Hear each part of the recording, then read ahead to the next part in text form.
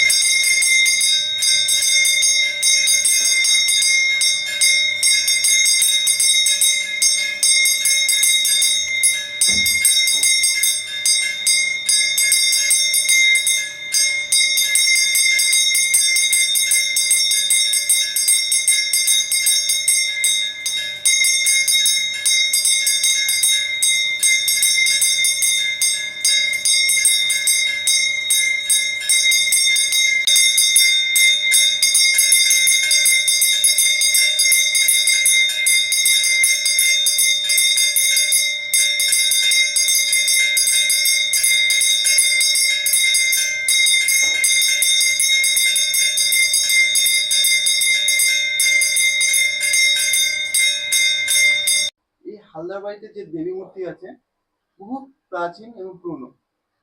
এই মূর্তিটা আবিষ্কার হলো কিভাবে? এই মূর্তি হচ্ছে কষ্টি পাথরের মা মহিষমর্দিনী মূর্তি।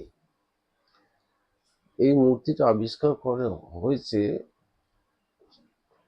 প্রায় 1560 থেকে 70 খ্রিস্টাব্দে, স্বর্গত শ্রীকৃষ্ণপ্রসাদ হালদারের মাধ্যমে। তখন হালদারেরা হুগলির নপাড়ার জমিদার ছিলেন। এরা উড়িষ্যার রহনপুর বা বালেশ্বরের কাছে এক জায়গা, যেখানে এরা প্রমোদ ভ্রমণে গিয়েছিলেন, এবং সেই প্রমোদ ভ্রমণে থাকাকালীন তারা দেবীর স্বপ্ন পান।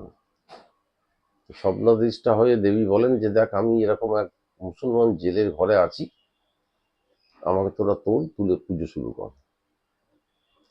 এবং কি আশ্চর্য, ঠিক ওনার স্বপ্নের বর্ণনা অনুযায়ী সেই জায়গায় গিয়ে, সেই ঘরে গিয়ে খুঁড়ে 14 ফুট মাটির নিচে তারা এই দেবী প্রতিমাটিকে আবিষ্কার করেন। এই দেবী প্রতিমাটি সম্ভবত পাল বংশের আমলে তৈরি, কারণ দেহের যা শিল্পের যেরকম আর কি প্রকাশের মধ্যে, তো এমনি শ্রীপান্থের লেখার লিখনি বা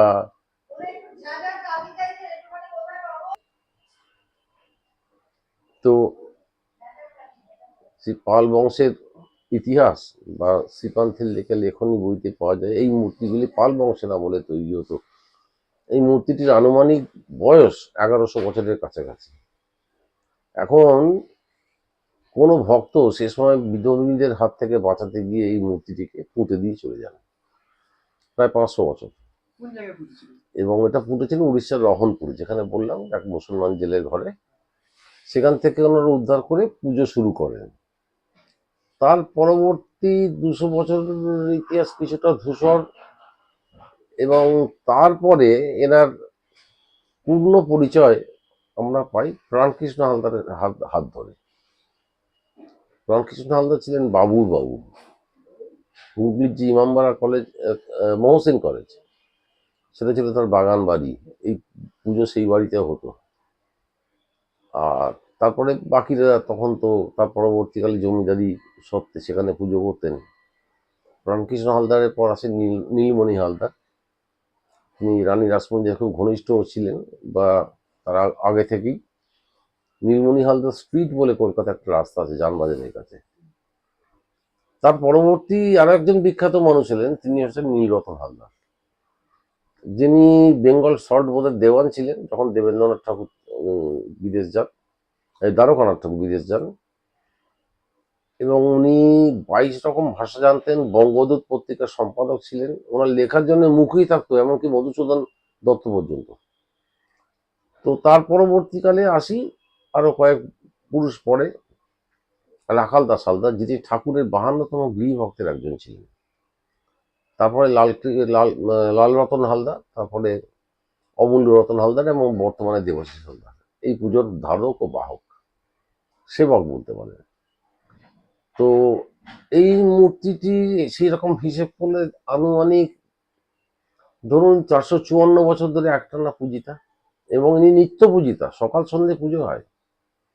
আমাদের বাগবাজারের বাড়িতেই ওনার বয়স, মানে উনি পূজিত হচ্ছেন 200 বছরের কাছাকাছি। সেই হিসেবে এই বাড়ি একটা শক্তিপীঠ। এই মূর্তিটি শিল্প শৈলী হিসেবে একটা অনবদ্য নিদর্শন। এরকম মূর্তি আরো 3টে আছে, একটা ফ্রেঞ্চ মিউজিয়াম, একটা ব্রিটিশ মিউজিয়াম, একটা চন্দননগরের ফ্রেঞ্চ মিউজিয়াম, আর একটা ক্যালকাটা মিউজিয়ামে, কিন্তু সেগুলো নিখুঁত নয়। একমাত্র সারা বিশ্বে নিখুঁত মহিষমর্দিনী মূর্তি সম্ভবত এই একটি, এইটা আমাদের বাড়িতে আছে, বাগবাজার হালদার বাড়িতে। এই মূর্তিটি শিল্পশৈলী এতই নিখুঁত যে মায়ের বাঁ হাতের অনামিকা একটা আংটি আছে, সেটা পর্যন্ত খুব পরিষ্কারভাবে বোঝা যায়। মূর্তিটি প্রায় 2 ফুটের একটু বেশি হবে, ওজন প্রায় 25-30 কিলো। এই মূর্তিতে কোনো আপনি লক্ষ্মী, গণেশ, সরস্বতী, কার্তিকের উপস্থিতি দেখতে পাবেন না। মায়ের মাথার ওপর মহাকাল, দ্য টাইম, আর ওপাশে 2 সখী জয়া বিজয়, নিচে 2 দেবদূত। মা ত্রিভঙ্গ মুরারি, বাঁ পায়ে ত্রিভঙ্গ মুরারি হয়ে অসুরকে দলন করছেন এবং সংহার করছেন পদ্মাসনের ওপর। এই হচ্ছে এই মূর্তিটি। মায়ের যে পুজোটা হয় এটা কি বৈষ্ণব মতে না শক্তি মতে? মা আমাদের নারায়ণী। পুজোর কদিন নিরামিষ খাওয়া হয়। এই পুজোটা হয় বৃহৎ নন্দিকেশ্বর মতে, এবং কৃষ্ণর যে আকর এবং মা সেখানে প্রতিষ্ঠিতা, এই হিসেবেই পুজোটা হয়। তো আমাদের মোটামুটি ধরতেই পারেন যে বৃহৎ নন্দিকেশ্বর না, আমাদের পুজোর সঙ্গেই মায়ের পুজোটাই হয়। মা এখানে বিশেষ করে লক্ষ্মী রূপে বিরাজিতা। মহলার পর থেকেই তো পেঁয়াজ, মাংস, ডিম এসব ঢোকে না। মহলার থেকে আবার ঢোকে সেই দশমীর দিন, আর খালি মাছ ঢোকে। তো দুর্গাপুজোর মধ্যে আমরা নিরামিষই খাই, কিন্তু এ বাড়িতে দুর্গা ষষ্ঠী বলে কিছু হয় না। বাড়ির মেয়েরা মাছ খায় ওই দিনকে, পান খেয়ে দেবী বরণ করতে নামে।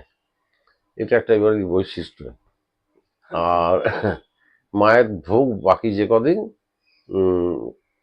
ষষ্ঠীর দিনকে ঘি ভাত, ভাজা, পরমান্ন, সন্ধেবেলা ভালো ঘি, লুচি, তরকারি, 2 রকম তরকারি, মিষ্টি, চাটনি ইত্যাদি। আর অষ্টমী নবমীতে খিচুড়ি, 5-7 কিলো রকম ভাজা, পরমান্ন, চাটনি, আর রেগুলার মায়ের লেবুর শরবত একটা লাগে। ওটা সকালে দেওয়া হয়। হ্যাঁ হ্যাঁ, ও একরকম তাই বলতে পারেন। এর প্রথমেই ওটা লেবুর শরবত দেওয়া হয়। কিছুটা।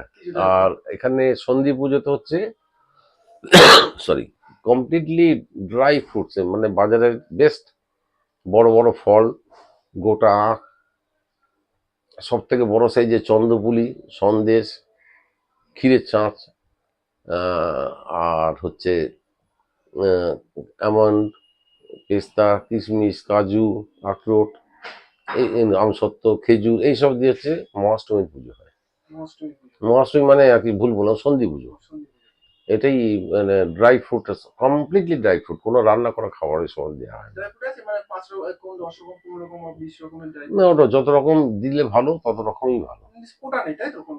না না না, আনলিমিটেড, আনলিমিটেড। বেস্ট যা যা হয় দিয়ে দাও, কোনো নেই। দেখো তার মানে এটা কি জানেন, বেসিক্যালি এটা হচ্ছে একটা ঐতিহাসিক পুজো তো বটেই, তার সাথে এটা একটা ন্যায়, মানে ভুল বললাম, এটা মানে একটা মানে নিষ্ঠা, হ্যাঁ, ডিসিপ্লিন, ঐতিহাসিক,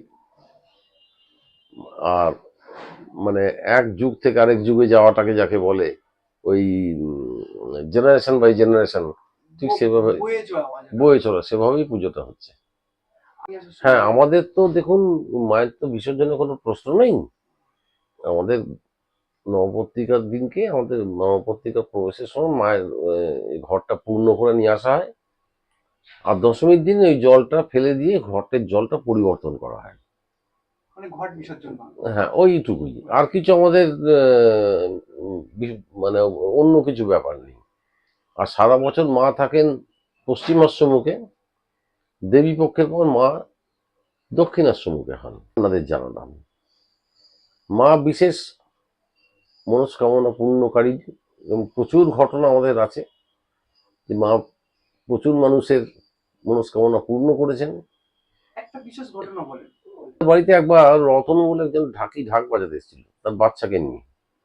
আমাদের বাড়িতে রতন বলে এক ঢাকি ঢাক বাজাতে রতন বলে এক ঢাক বাজাতে এসেছিল বাচ্চাকে নিয়ে। বাচ্চা কাশি বাজাতো, মেনলি ইচ্ছে ছিল কলকাতা দেখবো। তো সপ্তমীর সকালে কর্মস্থানের পর সেই ছেলেটি হারিয়ে যায়। তো রতন তো খুব দুঃখিত, মর্মাহত হয়ে পড়ে, আর কাঁদতো খালি শুয়ে শুয়ে, বলতো ওর মাকে গিয়ে আমি কি মুখ দেখাবো, আর মায়ের কাছে বসে বসে হাত জোড় করে প্রার্থনা করতো। তো এইভাবে সপ্তমী কেটে গেল, অষ্টমী কেটে গেল, নবমীর দিন রাত্রিবেলা হঠাৎ দেখা গেল রতন খুব উৎসাহ নিয়ে, ডবল উৎসাহে, বিপুল বিক্রমে তার ঢাক বাজাতে শুরু করলো।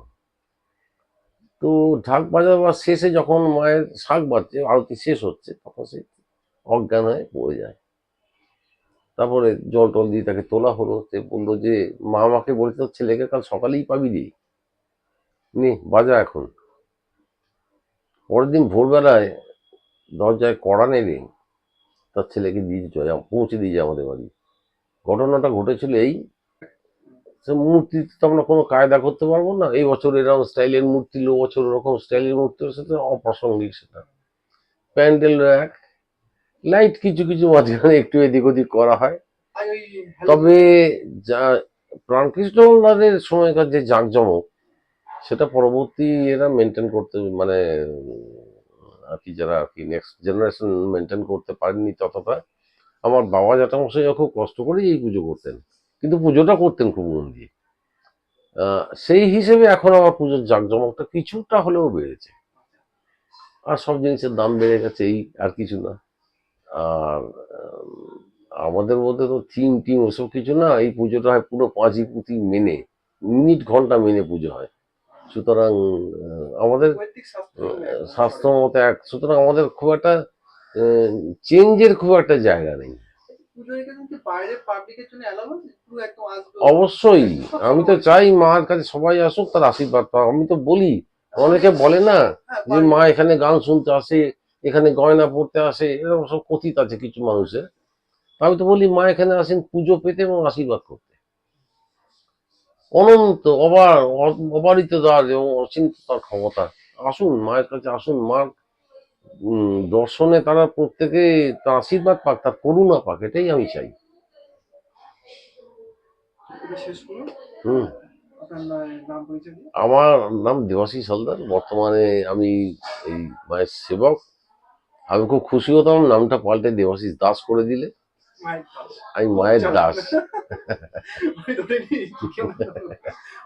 এখানে ঠাকুর দেখার সময় সকাল বিকেল আর নিত্য সকালবেলা মোটামুটি 11টার মধ্যে এলে ভালো হয়, আর সন্ধ্যে 6:30। এই দুটো টাইম মায়ের আরতি হয়, পুজো হয়, সকালে এবং সন্ধ্যায়। এ সময় এলে অবশ্যই দর্শন পাবেন। তবে এটাই একদম আলটিমেট নয়, এরকমও হয়েছে অনেকে অনেক বেলায় এসছেন, কেউ বিকেল বেলায় এসছেন, কেউ মায়ের সন্ধ্যের অনেক আগে চলে এসছেন, আমরা দর্শন করি।